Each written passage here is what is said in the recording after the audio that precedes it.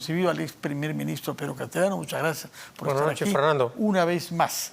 Y tenemos efectivamente temas sobre los cuales pedirle su opinión, tanto más que las ha expresado usted vía Twitter, ¿no? Pero antes de entrar a esos temas de la semana pasada, quisiera que nos dé su opinión sobre esta gestión que está haciendo el primer ministro Otárola con las bancadas para convencerlas de que se apruebe cuando llegue el tema al Pleno un proyecto de ley presentado para definir lo que la jefa de Estado puede hacer en relación a su despacho cuando se halla en el extranjero. Usted ha sido primer ministro en dos oportunidades bajo dos presidentes diferentes, de manera que quiero que nos explique cuál es la necesidad de este proyecto de ley y qué específicamente debe poder hacer un presidente en el extranjero en relación a su despacho presidencial. A ver, este proyecto de ley tiene dos aspectos, el jurídico y el político.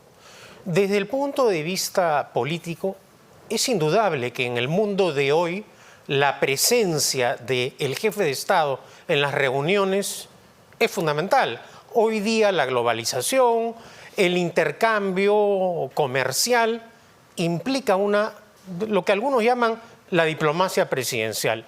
Desde ese punto de vista es inobjetable. El problema es constitucional y jurídico. Para poder modificar la Constitución se necesita un proyecto de reforma constitucional, no un proyecto de ley. Y creo que ese es el problema central de esta iniciativa legislativa presentada por el gobierno. Ahora, yo he escuchado hace un momento a un abogado congresista, el señor Saluana, decir sí. En principio hubiera debido hacerse vía reforma constitucional, pero es obvio de que no hay una mayoría para esto. No se va a poder aprobar una reforma constitucional con esta composición parlamentaria y la necesidad subsiste. De manera que se ha tomado este camino, digamos... A ver, ahí, Fernando, el gobierno ha cometido un grave error. Lo que ha debido hacer la presidenta Boluarte es liderar el proyecto de reformas constitucionales que requiere el país. Cerrar el debate del mal uso y mala interpretación de la vacancia por incapacidad moral permanente.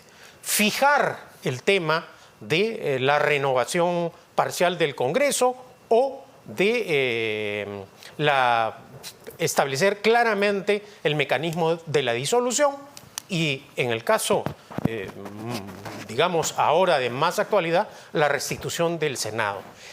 Esta nauseabunda y vergonzosa conducta del Parlamento prueba una vez más que el unicameralismo, que el Parlamento con una sola Cámara ha fracasado en el país y que todas estas tropelías de los señores parlamentarios son consecuencia, entre otras cosas, por un Parlamento reducido en el número de parlamentarios. El gran argumento que usó Fujimori para dar el golpe de Estado era que era un Parlamento muy costoso. Yo recuerdo que los diputados y senadores ganábamos cerca de $2.000. Hoy día, este ineficaz, corrupto, encubridor Congreso cuesta más. Está en el cuarto lugar que otros parlamentos que tienen mayor cantidad de congresistas y, además, con sistemas bicamerales. Y con más eficacia, ¿no? Porque acá bueno, sin duda alguna. Acá hemos tenido un parlamento, el actual, que por temor a la disolución aceptó que los golpistas los acusaran internacionalmente a ellos, precisamente de ser los golpistas. Y por el pánico a la disolución no hicieron nada. Y hoy en día han llegado a un sistema de cohabitación política, de protección, de blindaje a la presidenta, porque saben que no la pueden tocar, que si cae la presidenta Boluarte, se anticipan las elecciones generales.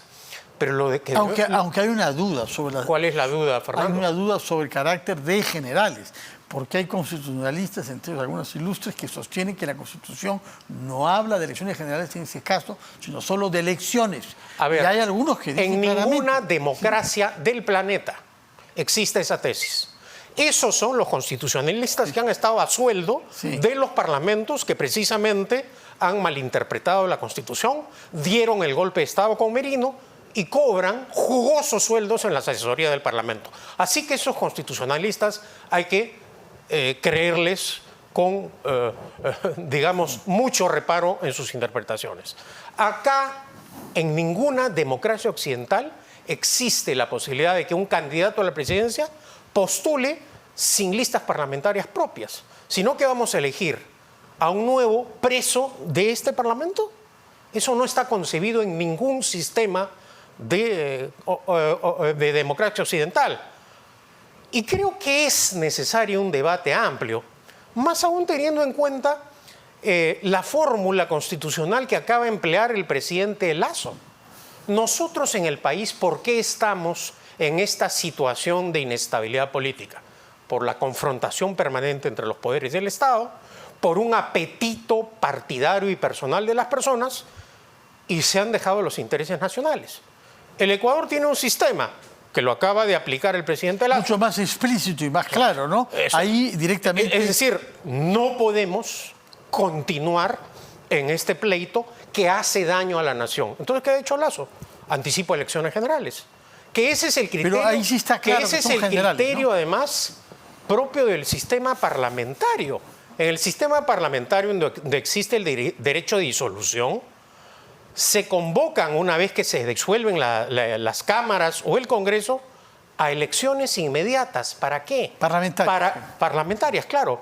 Pero cae el gobierno, pues. Sí, sí. Cae el gobierno. En el sistema parlamentario, el gobierno nace del Parlamento. Por eso son elecciones generales.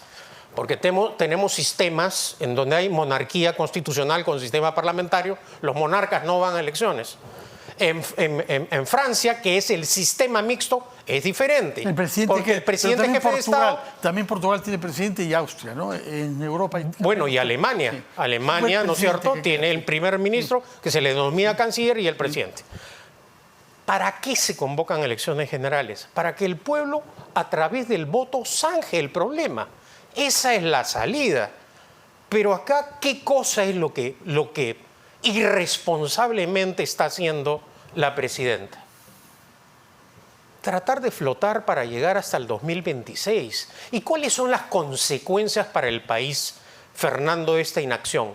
La parálisis de las inversiones nacionales y extranjeras, la economía no funciona.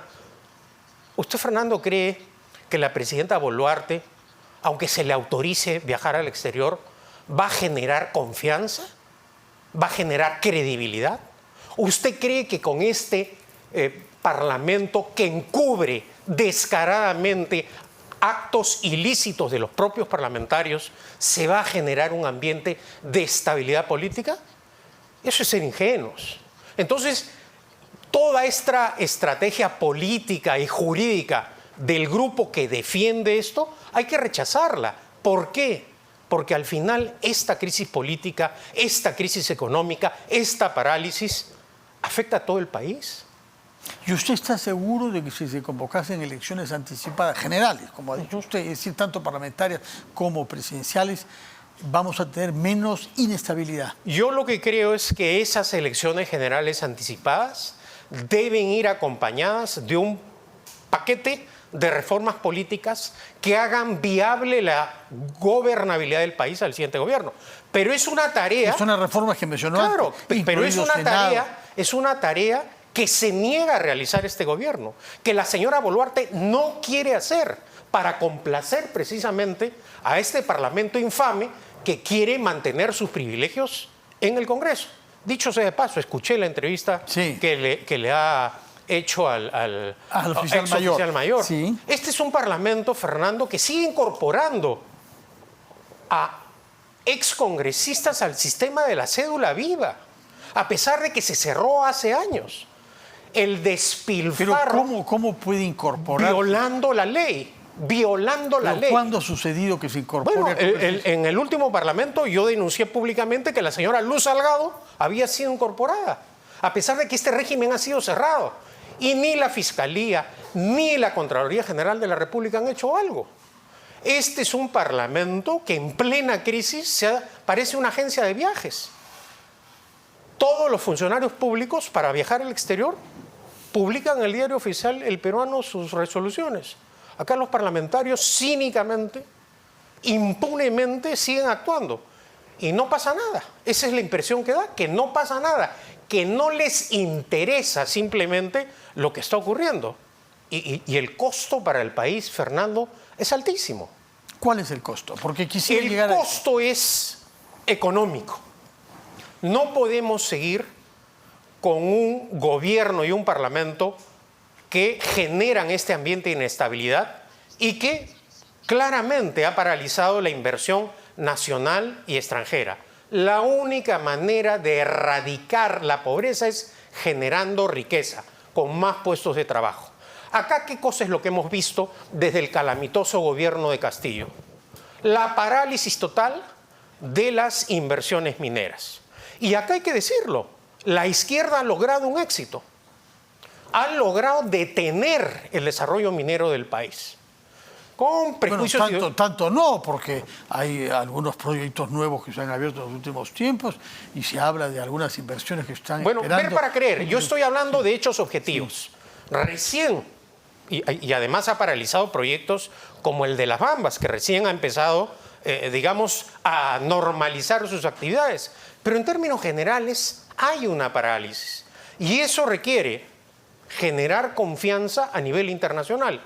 Y este calamitoso Parlamento y este servil gobierno al Parlamento no generan esas hay que matizar condiciones. Eso. Creo que esta mañana fue una empresa peruana, o Southern Perú, que tocó la campana en la bolsa de Nueva York. ¿Eh? Bueno, hay una delegación de empresarios. Vamos a ver cuando regresen el miércoles. El señor Edgar Vázquez nos ha prometido venir.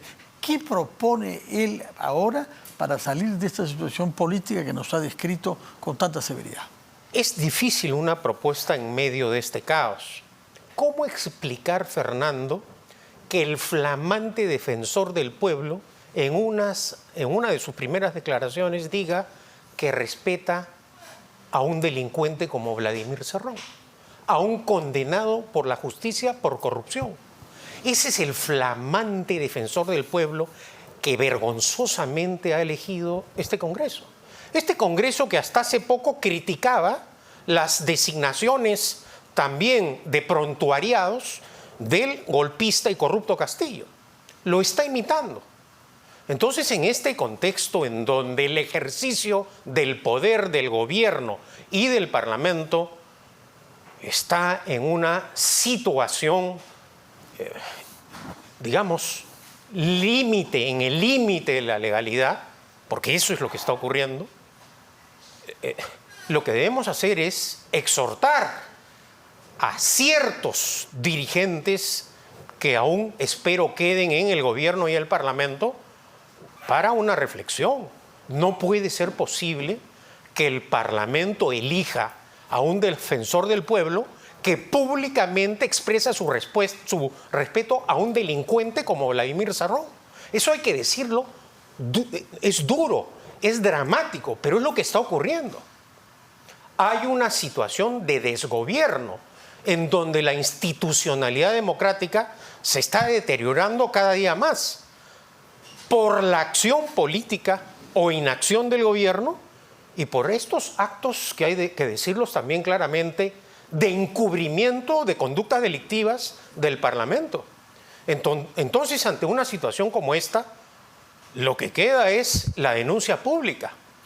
Felizmente, la respuesta política al intento de amordazar a los medios de comunicación se ha detenido. ¿Pero qué hubiese sido? Por ahora, porque bueno, por ahora. Está pendiente de ser debatido en el pleno pero jueves. Esa es la crítica situación del país. Entonces hay que hacer un llamado a la reflexión. Yo creo que al interior de algunas de las agrupaciones políticas que forman parte de este Congreso, tiene que haber voces responsables que hagan un llamado a la reflexión. O sea, es decir, estamos encaminando, estamos dirigiendo al país a una situación que va a llevar no solo a la afectación ya de la estabilidad democrática del país, sino también afectar la reputación del país a nivel internacional. En ese contexto, ¿cómo reacciona usted ante las declaraciones insistentes y reiteradas del presidente de México y el de Colombia, particularmente el de México, insistiendo en desconocer la legitimidad de la presidenta Boluarte? Es una defensa política que tiene como propósito intentar ya sin mayor respaldo internacional, defender al golpista y corrupto Castillo. En esto también penosamente lo acompaña Petro. Pero lo concreto es que acá hay detrás de esta estrategia de López Obrador y de Petro, pienso yo, un boicot al Tratado de la Alianza del Pacífico. Ellos no creen en el libre comercio, ellos no creen en la inversión privada, ellos no creen en lo que propugna la Alianza del Pacífico. Y creo que detrás de esto está el objetivo político de López Obrador. Ahora, que un parlamento tan desprestigiado como el que tenemos lo declare persona no grata, la verdad que creo que es un saludo a la bandera. Acá sí hay que responder firmemente en otros foros, porque México está rompiendo un compromiso internacional. Ese es un hecho objetivo desde el punto de vista jurídico y eso tiene que ser condenado por la comunidad internacional, naturalmente. Pero todavía no lo aprobó el Congreso, sino solamente la Comisión. La Comisión, sí, la Comisión de Relaciones Exteriores, ¿no? De Relaciones Exteriores, pero ¿es útil declarar a un jefe de Estado de un país amigo persona no grata? Le acabo de decir que, bueno, es un saludo a la bandera, sobre todo teniendo en cuenta, pues, el vergonzoso papel que está cumpliendo este Congreso, ¿no? Justamente ya contestó López Obrador que él siente que es un honor que bueno, el Congreso del Perú lo declare. No sé si López Obrador tendrá sentido del honor en todo caso. Pero en todo caso, esas crisis internacionales conviene manejarlas con extrema prudencia, con mucha frialdad, en vez de estarse contentando con declaraciones retóricas, que como usted dice, parecen saludos a la bandera, que no necesariamente aportan mucho. Muchas gracias por su presencia acá, Pedro. Fernando, encantado. Y Pedro Catareno nos ha permitido comprender algunos elementos y tener una mirada crítica de la situación política que estamos atravesando por la responsabilidad conjunta del Congreso y del gobierno de Dina Boluarte, tal como ha explicado el señor